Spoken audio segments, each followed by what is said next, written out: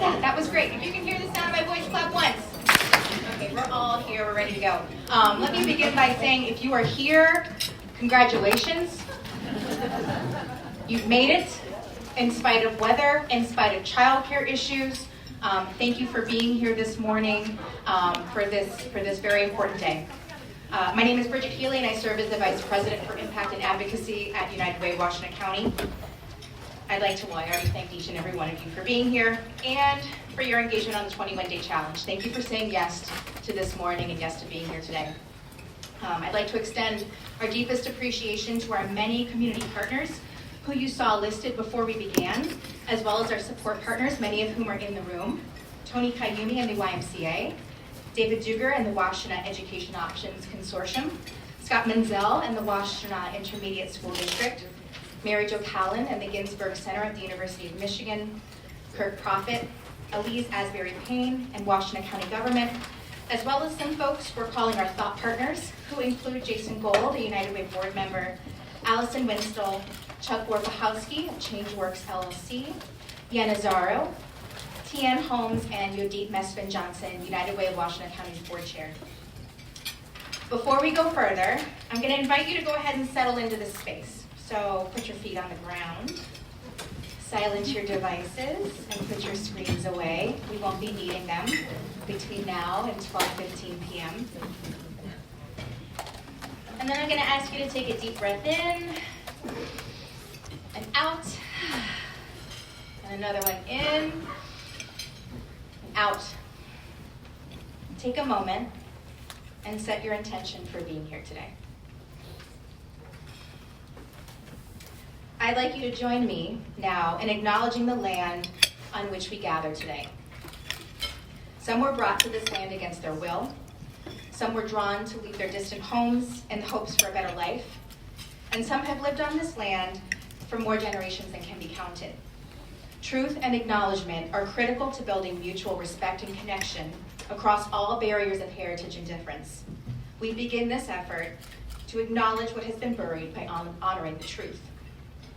Michigan, named for Michigami, the world's largest freshwater system and located in the Huron River watershed, was formed and has grown through connections with the land sorted by the Niswe, Ishkotawan, and Anishinaabe, the three fire peoples who are Ojibwe, Ottawa, and Potawatomi, along with their neighbors, the Seneca, Delaware, Shawnee, and Wyandot nations. I offer deep respect to their elders, past and present.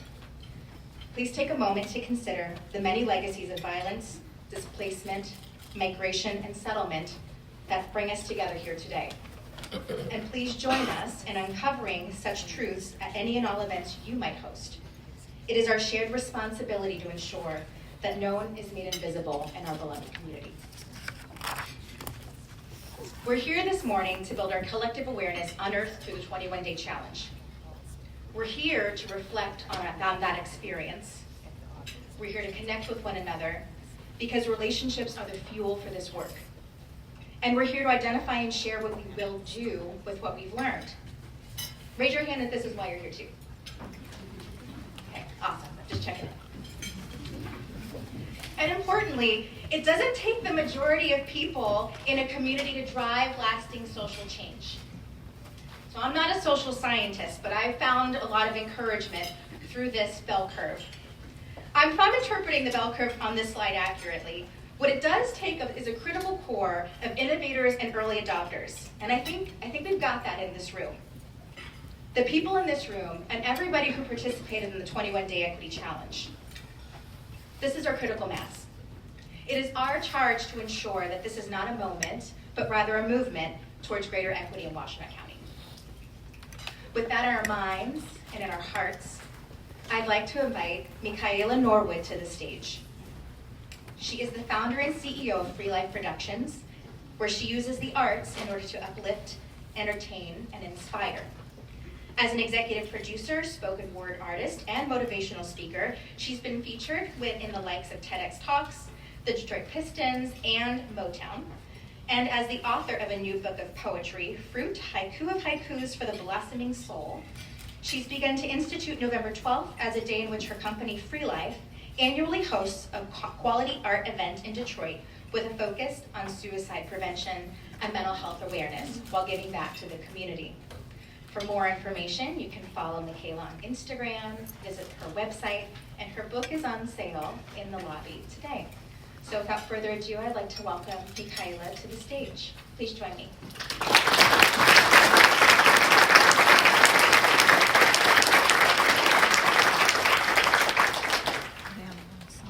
Dear James Gordy, I hear your family turned out well, that you birthed a line of namesakes till it led to your great-grandson, Jimmy Carter, the 39th president of these United States.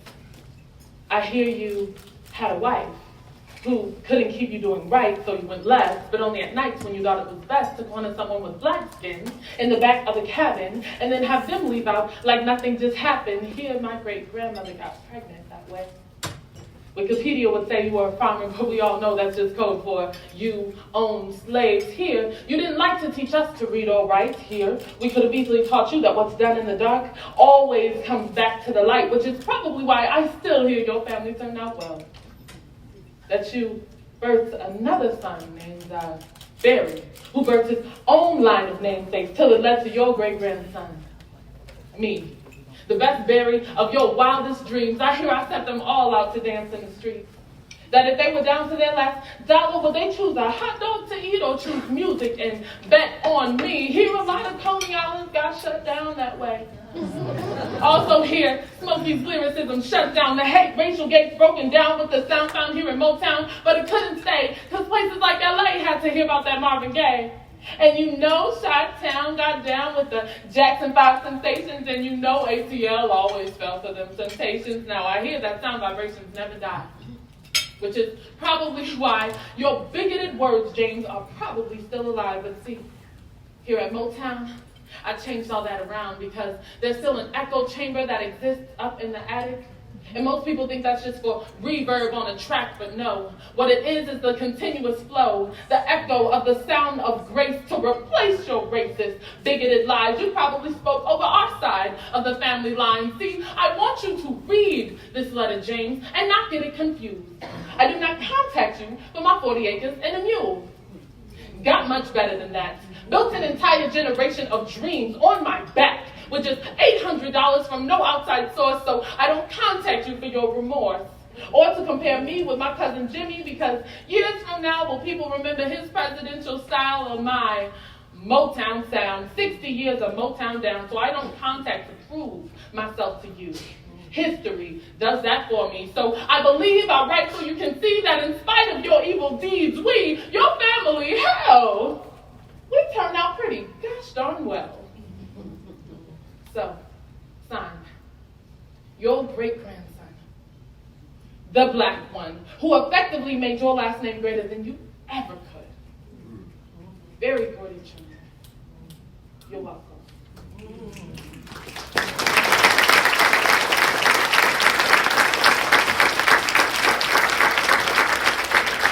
Wow, thank you so much, everybody, for having me. As they said, my name is Mikhaella Norwood, and today I'm here representing a larger poetry collective called The Guild. And we are out of Ann Arbor. Most of us are University of Michigan graduates, so it's so good to be kind of on home soil right now. And I am super duper grateful to be here.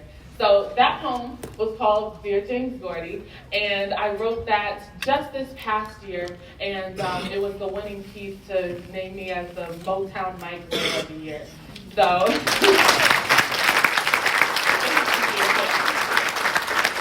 yeah, hopefully you were able to listen to it and pick up the pieces that actually the oldest living president and Barry Gordy are actually cousins. They both have the same great-grandfather who was a slave owner. And so for me, it represents an even larger story about how you may come from a place that carries pain, but it's not about where you come from all the time. It's also about what you make of that and where you choose to go. And so it's just, to me, such a beautiful story. And I apologize. I always do like a joyful glisten when I'm happy to be here. But we're going to move forward to this next poem. I hear that the Celine kids are not here, so I'm going to do an extra poem for you guys. Is that okay? Okay. All right. And I want to like kind of christen the space for poetry. I know like we're all kind of, looking cute today and everything in our businesses. But, if you want, thank you, see? Service. Right? Service to all. Thank you. So I want to christen the space for poetry to exist. So if everyone can just snap with me. If everyone can say, ooh. If I say, ah. So these are things that you can do if you hear something where you're like, that was nice. That hit me in a deep place. You can snap to it and just let me know that you're feeling what you're hearing, okay? Okay. Okay. All right, so this is a piece called Curls Poppin'. This one goes out to all my natural girls since before they said your curls was popping. To all my little babies that have an Angela on the inside of them, but you're too scared to rock that fro, don't you know? The fro is where all black girl magic comes to live and grow, don't you know? The fro is what they were looking for when they went somewhere over that rainbow. Don't you know we eased on down the road and found it first? Like hot gold at the end of said rainbow, like Africa to America to Plymouth Rock. They bet not Columbus you out of that too. Don't let no jealous fools or tongues of clowns call your crown nappy for doing what it's supposed to do. Yes, ma'am. Hair so thick, the secrets of the world trapped within it, keeping necessary things in and unnecessary people out. No, you may not touch my fro, yes. I said that with a smile. Contrary to popular belief, I am not angry black woman. I am Mikhaella, first of her name, keeper, a black girl magic birther, a black boy joy builder, a strong black man worker, a black woman hands and abs and thighs and back, and too black and too bold and too proud, too big to sit at your table. If said table is labeled assimilation, where your cup runneth over with forced terms and prejudice, please. I am too clean, too self-asserting, too Bible-believing, too Jesus-loving, to not see said table and flip it. You can dip it multiple different ways. The fact still remains, this black is beautiful as the day I found it. Yeah.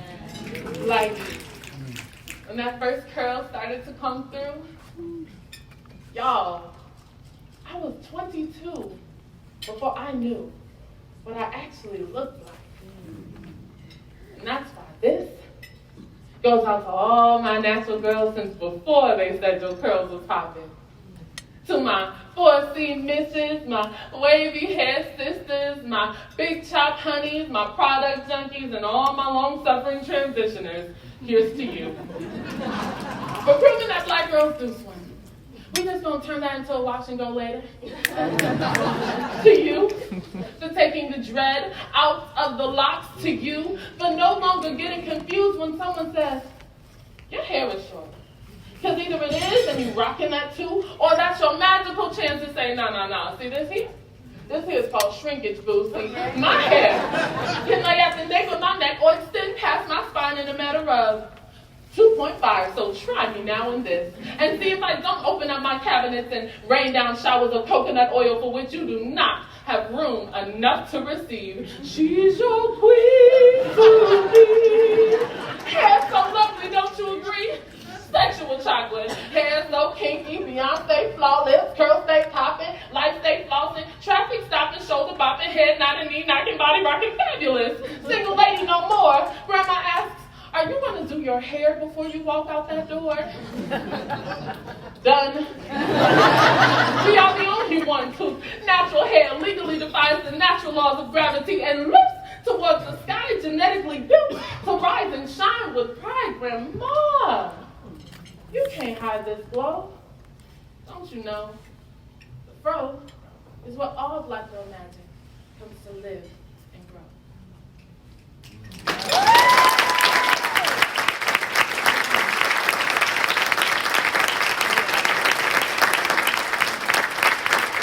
Thank you so much. All right, I have two more for you guys. Is that cool? Yes. Okay.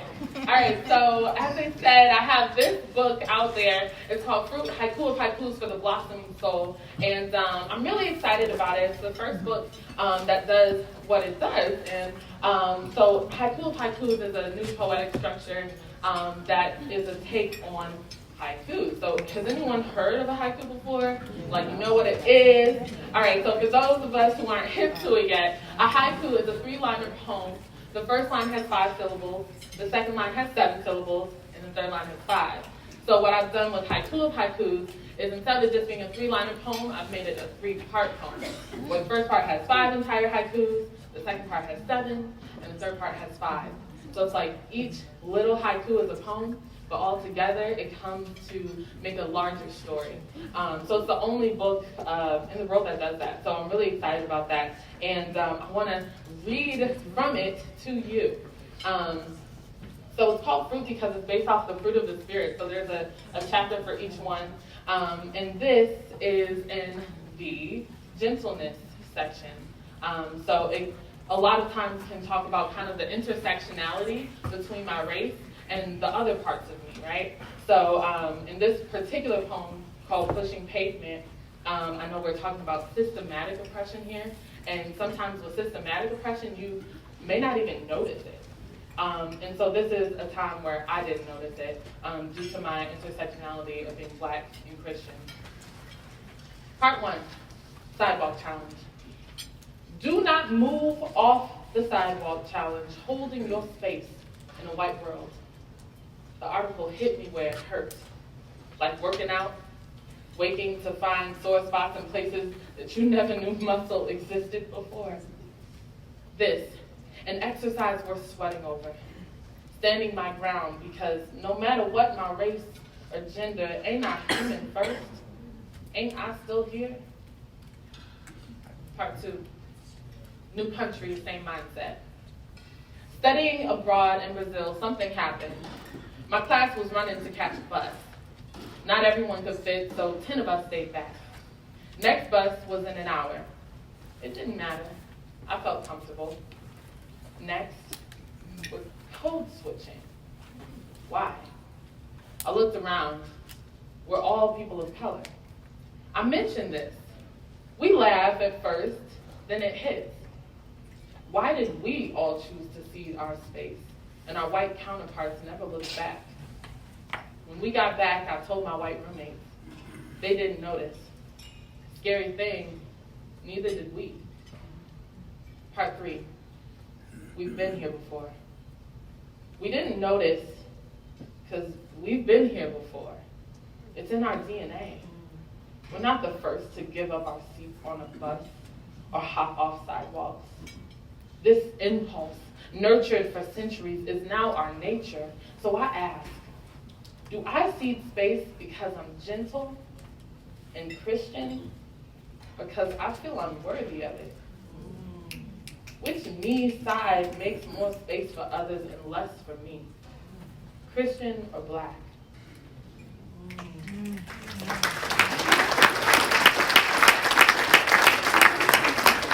Yeah, so there's a lot of thought-provoking poems in this one, and it's over there at the table. But I'm going to end with something called Census 2010, New Race of America, okay? So check this.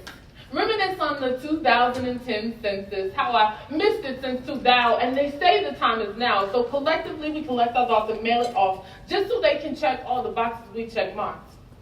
Time to reinstate and reevaluate all the people we've gained within the past 10. So grab that pen, because you're sure to be all in. These questions marked 1 through 10 will get your mind to spin, or at least rattle it up a bit, because the government won't quit until they get you to fit. Fit yourself inside a small black box so they can ascertain what race you are. But first, let's take a train back. Back to the times when we crossed over the track. So as we take a knapsack, map stand, a nightcap, look, I'm black and proud, James tracks in our backpacks. Imagine that. Imagine me. Imagine people like me carrying rice sacks on their backs. Imagine people like me forced into slavery and yet longing to leave. Imagine people like me who can neither read nor write, yet knowing how to sew a quilt to let you know tonight's the night. Imagine people that look like me, or maybe even like you, living for the right to vote and yet dying for it too. Imagine all of the injustice faced, and imagine all of the time wasted, and imagine all of the lives taken simply because there were people who looked like me. And this poetry makes me say these because maybe the complexity of my humanity won't allow me to fit a check inside that simple bedecked black box. And maybe it's not as cut and dry as a 3-inch line, but if you really want to get to know about me, then give me a blank page where I can write freely. As free as these poems go, so that finally you can know that the whole of my existence is a little bit more than a box where I can check off Negro. Negro, I am a shero to my people. My looks can kill, so I've been nicknamed lethal, yet ever so regal. My book game can't be legal. It's got to be a crime to have a mind like mine. It's got to be a crime, but I'm willing to do the time because finding a girl like me is like finding a needle in a haystack. Or reverse that. Finding a girl like me is like finding a piece of hay up in a stack of needles because within that comes pain. I've been through, just like you.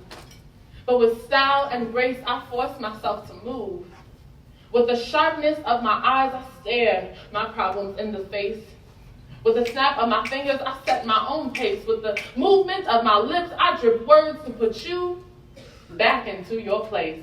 Now, trace these hips that will one day be strong enough to carry a miniature copy of myself as well as the good man that I'll be with, and these long legs spread to cover new territories that you yourself shall never be able to claim. Now, as these soft and gentle feet land upon land that I understand to have once been unknown, I feel the heaving within my breast, I feel the beating within my chest, and with my nails freshly done, I stake claim to name my new queendoms now. With as strong a woman as I, and all the depth that I entail. You mean to tell me the best box they got for all of that is just marked female? Okay. Yes, I am a woman, but I am so much more than that. And yes, I am black, but yet I am so much more than that. We are all so much more than just that. So, Mr. Census, really hope that you can hear this, because the next time you come back, I pray you come up fully stacked, locked, and loaded, where I can put free verses on blank papers and give me enough to satisfy my needs as well as those of my Negro neighbors and those that don't even get a box. Those that get a line marked other.